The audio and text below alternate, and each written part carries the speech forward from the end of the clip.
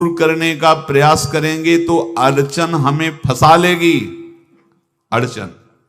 और यदि भगवान पे विश्वास कर लिए तो वही अड़चन अर्चन बन जाएगी, उपासना बन जाएगी।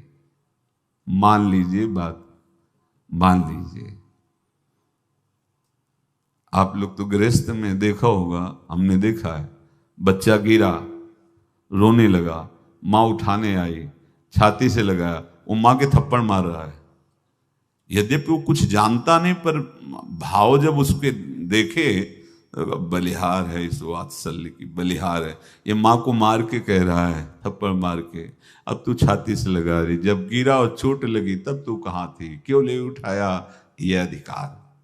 हरि वो तो अल्पज्ञ माँ है, पर हम तो सर्वज्ञ हरि के वात्सल्य में डूबे हुए हैं, हमको तो भय बिल्कुल नहीं होना चाहिए। हां, जानबूझकर इसका दुरुपयोग मत करना। विश्राम की तरफ सत्संग जा रहा है, ध्यान से सुनो। कोई भी अड़चन, अब हमको प्रयास नहीं करना उसको दूर करने का, ये जिम्मेवारी हमारे प्रभु की है। और प्रभु के ऊपर अगर आपने भरोसा दृढ़ कर लिया तो हर अड़चन अर्चन बन जाएगी, भगवान की पूजा बन जाएगी। पर देखो, इस बात को लेकर के हमें अशुद्ध आचरण नहीं करना, गंदी बात पे नहीं उतर जाना कि आप बचा लेना जो भगवान हो। तो नहीं बचाएंगे, हम तुम्हें बता रहे। अगर उनको चैलेंज करोगे ना कि सत्संग में सुना है कि आप बचाते हो, बचा लेना भला, तो नहीं बचाएंगे। क्या करेंगे, डबल पिटाई करवाएंगे तुम्हारी, क्योंकि सुन के भी तुम मनमानी कर रहे हो ना, और जब पीटोगे फिर रोगे तो फिर बचा लेंगे। ये लीला बिहारी गुरु हैं, बहुत करुणा में है, इनसे उल्टा मत खेलना, नहीं तो अगर ये उल्टा खेलने लगे तो तुम पहचान ही नहीं पाओगे।